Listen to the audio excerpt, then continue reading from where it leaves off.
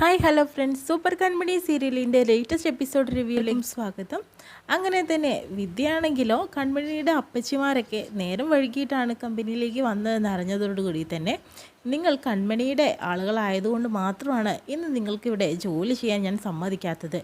മറ്റു ആരെങ്കിലും ആയിരുന്നെങ്കിൽ നിങ്ങൾക്ക് ജോലി ചെയ്യാൻ ഞാൻ സമ്മതിക്കുമായിരുന്നു എന്ന് പറയുന്നു. അപ്പോഴത്തേനും ഞങ്ങൾ കൺമണിയൊന്ന് കാണട്ടെ, അപ്പോൾ എന്താ മാഡത്തിന് മനസ്സിലാവും.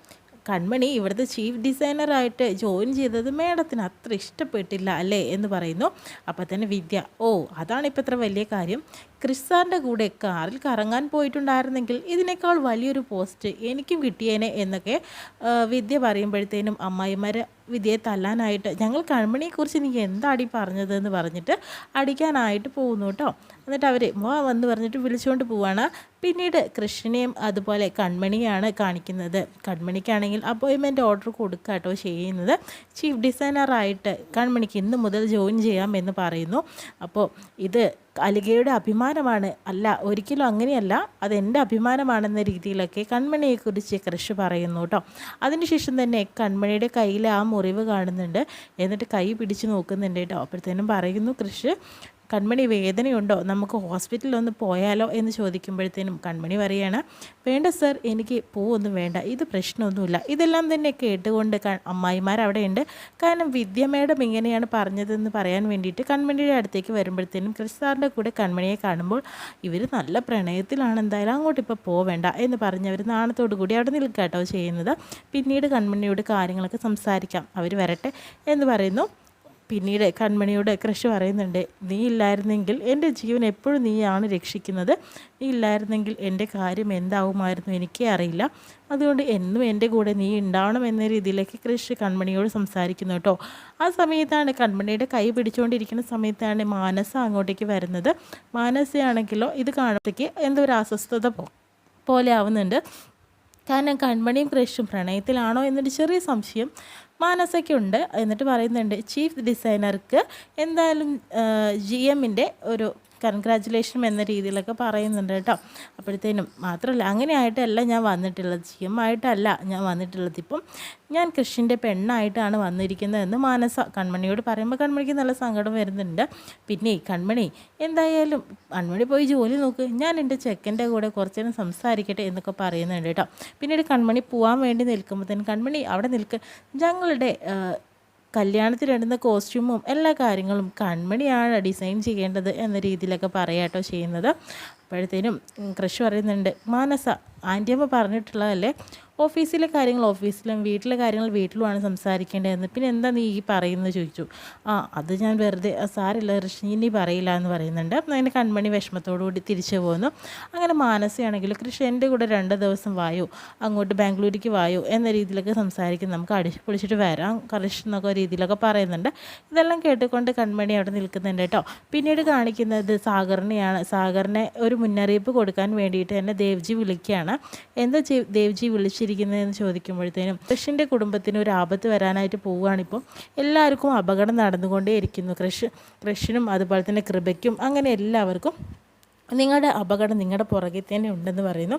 എന്താ ദേവ്ജി ഈ പറയുന്നത്, ആരാണ് ഞങ്ങൾക്ക് ഇത്, ഇപ്പോൾ ഇന്ന് തന്നെ കൃഷിനൊരു അപകടം സംഭവിച്ചു, കൺമണി ഉള്ളത് കൊണ്ട് മാത്രം കൃഷി ഇന്ന് രക്ഷപ്പെട്ടതാണ്, എൻ്റെ മോന് എന്ത് പറ്റി എന്ന് ചോദിക്കുകയാണ്. അപ്പോഴത്തേനും ഈ കൺമണി അവനെ രക്ഷിച്ചതാണ് എന്നൊക്കെ പറയുന്നു. പക്ഷേ ആ അപകടം മറ്റൊരാളാണ് എന്നൊക്കെ പറയുന്നു. ആരാണെന്ന് ചോദിക്കുമ്പോഴത്തേനും ബലരാമൻ്റെ പേര് പറയാൻ തുടങ്ങുമ്പോഴത്തേനും കോളിംഗ് ബെൽ അടിക്കുന്നുണ്ട് കേട്ടോ. ദേവിജി ഒരു മിനിറ്റ്, ഞാനിപ്പോൾ പറയാമെന്ന് പറയുന്നു. അങ്ങനെ തുറക്കുന്ന സമയത്ത് തന്നെ അവിടെ കാണുന്നത് ബലരാമനെയാണ്.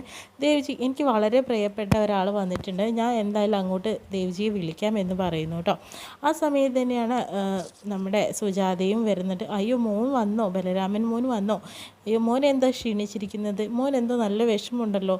അപ്പോൾ തന്നെ സാഗർ പറയുന്നുണ്ട്, ഏത് അമ്മമാർക്കും മക്കളെ കണ്ടു കഴിഞ്ഞാൽ എപ്പോഴും 2 ദിവസം കാണാതിരുന്നാൽ അവർ ക്ഷീണിച്ചു എന്ന് മാത്രമേ അമ്മമാർക്ക് പറയാനുള്ളൂ, മറ്റൊന്നും തന്നെ അവർക്ക് പറയാനില്ല, അതുകൊണ്ടാണ് അമ്മ ഇങ്ങനെയൊക്കെ പറഞ്ഞത്, മോൻ വിഷമിക്കേണ്ട കാര്യമൊന്നുമില്ല. അതൊന്നും അല്ല സർ, മോൻ്റെ മുഖത്ത് വളരെയധികം വിഷമം കാണുന്നുണ്ട് എന്നൊക്കെ പറയാം കേട്ടോ. അതൊന്നുമില്ല അമ്മ, എന്തായാലും മോന് നീ കുടിക്കാൻ കൊടുക്ക് എന്ന് പറയുന്നു. അങ്ങനെ സുജാത പോയി കുടിക്കാനൊക്കെ കൊണ്ടുവരാൻ പോകുമ്പോൾ സാഗർ പറയുന്നുണ്ട്, മോന് കുഴപ്പമൊന്നുമില്ലല്ലോ, ഞാൻ കൃപയെ കാണാൻ വേണ്ടി വന്നതാണ് അച്ഛാ, ഞാനൊന്ന് അവളെ കാണട്ടെ എന്ന് ചോദിക്കുകയാണ്. ആ മോളെ കാണാൻ ഞാനും കൂടി വരാം. വേണ്ട അച്ഛാ, ഞാൻ ഒറ്റയ്ക്ക് തന്നെ പൊയ്ക്കോളാം, ദാ കാണുന്ന മുറിയാട്ടോ കൃപയുടെ എന്ന് പറയുന്നു. അങ്ങനെ കൃപയെ കാണാനായിട്ട് നമ്മുടെ ബലരാമൻ പോകുന്നവിടെ നേഴ്സുണ്ട്. നിങ്ങൾ ആരാണ് ചോദിക്കുന്നത്? ഞാൻ ബലരാമനാണ്, ഇത് നിങ്ങളൊന്ന് പുറത്തേക്ക് ഇറങ്ങി നിൽക്കണം എന്ന് പറയുന്നു. എനിക്ക് പേഷ്യൻ്റെ കൂടെ നിന്നേ പറ്റുള്ളൂ, അതൊന്നും പറഞ്ഞിട്ട് കാര്യമില്ല, ഞാൻ ഇവർക്ക് വേണ്ടപ്പെട്ട ഒരാളാണ്, നിങ്ങൾ പുറത്ത് മാറി നിന്നേ പറ്റുള്ളൂ എന്ന് പറഞ്ഞ് നേഴ്സിനെ പുറത്താക്കാട്ടോ ചെയ്യുന്നത്. അങ്ങനെ കൃപയോട് കാര്യങ്ങളൊക്കെ പറയുന്നുണ്ട്. ഇതുവരെ ചെയ്തതിനൊക്കെ താൻ മാപ്പ് ചോദിക്കുന്ന രീതിയിൽ തന്നെ ബലരാമൻ സംസാരിക്കുന്നു.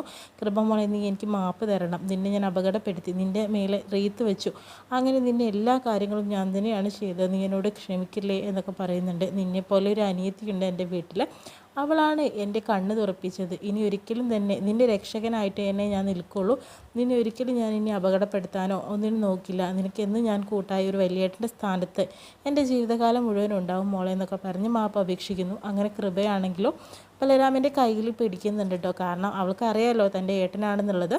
അപ്പോഴത്തേനും നീ എന്നോട് മാപ്പ് നന്നല്ലേ, എനിക്ക് ഒരുപാട് സന്തോഷമായി മോളെ, ഇനി എന്നും നിൻ്റെ കൂടെ ഞാനുണ്ടാവും എന്ന് പറയുന്നു. അതിനുശേഷം ബലരാമൻ തിരിച്ചു പോകുന്ന സമയത്ത് സുജാത കുടിക്കാൻ കൊടുക്കുന്നുണ്ട്. മോനെ കഴിക്കുമെന്ന് പറയുന്നു. പിന്നെ മോനെ കൃപയുടെ കാര്യത്തിൽ കൃപ എന്നോട് സംസാരിച്ചമ്മേ, അവൾക്ക് നല്ല മാറ്റമുണ്ടെന്നൊക്കെ രീതിയിലൊക്കെ പറയുന്നു. അതേ മോനെ, അവൾ കൃഷ്ണനെ ഏട്ടാന്നൊക്കെ വിളിച്ചു, അതുകൊണ്ട് തന്നെ ഞങ്ങൾക്ക് ഒരുപാട് സന്തോഷമായി മോനെ, അവൾ എത്രയും പെട്ടെന്ന് തന്നെ ജീവിതത്തിലേക്ക് തിരിച്ചു വരാൻ ഞങ്ങൾ ആഗ്രഹിക്കുന്നു മോനെ എന്നൊക്കെ പറയുന്നു. തീർച്ചയായും അവൾ വരും, അവിടെ കൂടെ എന്നും ഉണ്ടാവുമല്ലോ, ഞങ്ങളുടെ മൂത്ത മോൻ്റെ സ്ഥാനത്തായിട്ട് മോൻ തന്നെയാണ് ഉള്ളത്, ഞങ്ങൾ അങ്ങനെ കണ്ടിട്ടുള്ളൂ എന്നൊക്കെ സാഗറും അതുപോലെ സുജാതയും കൂടിയും പറയുന്നുണ്ട്. സാഗർ പിന്നെ പറയുന്നുണ്ട്, മോനെ ഞങ്ങളുടെ കുടുംബത്തിന് ഏതൊരു വലിയൊരു ആപത്ത് വന്ന് നിൽക്കുകയാണ് കടന്നിട്ട്, കാരണം ഒരു ശത്രു ഞങ്ങളുടെ മേലുണ്ടെന്നാണ് ഞങ്ങൾ എപ്പോഴും വിശ്വസിക്കുന്നത്. കാരണം കൃപമോളെ അപകടപ്പെടുത്തി, അതുപോലെ എയർപോർട്ടിൽ നിന്ന് വന്നപ്പോഴത്തേനും കൃഷ്ണനെ അപകടപ്പെടുത്തി, ഇപ്പോൾ ഇതാ കൃഷ്ണനെ വീണ്ടും അപകടപ്പെടുത്താനായിട്ട് പോകുന്നു. ഇതെല്ലാം കാണുമ്പോൾ ഞങ്ങൾക്ക് ആകെ പേടിയാവുന്നുണ്ട് മോനെ, എന്ത് ഇങ്ങനെയൊക്കെ സംഭവിക്കുന്നതെന്ന് അറിയില്ല. അപ്പോൾ സുജാത പറയുന്നുണ്ട്, എൻ്റെ മോൻ എന്ത് പറ്റി സാഗർ, എന്താണ് അവന് സംഭവിച്ചത്, എന്താണ് കൃഷ്ണന് സംഭവിച്ചത്? അവനെന്ത് ഗുണ്ടകൾ വന്നിട്ട് ആക്രമിക്കാൻ നോക്കി, പക്ഷേ നമ്മുടെ മോനെ രക്ഷിച്ചത് കൺമണിയാണെന്നൊക്കെ പറയുന്നു കേട്ടോ. ആ മോളില്ലായിരുന്നെങ്കിൽ ഞങ്ങളുടെ മക്കളുടെ കാര്യം എങ്ങനെയായിരിക്കുമെന്ന് അറിയില്ല, രണ്ടുപേരുടെ ഒരു കവചമായിട്ട് എന്നും കൺമണി ഉണ്ട് ഞങ്ങളുടെ കൂടെ എന്ന രീതിയിലൊക്കെ സുജാതയും അതുപോലെ സാഗറും പറയുന്നു. മോനെ എന്ത് ചെയ്യാനാണ്, ഇങ്ങനെ ഒരു ആപത്തുകളൊക്കെ വരികയാണ്, എന്തപ്പോൾ ചെയ്യാനാണ്, ഒരു കുഴപ്പമില്ലാതെ മുന്നോട്ട് പോട്ടെ.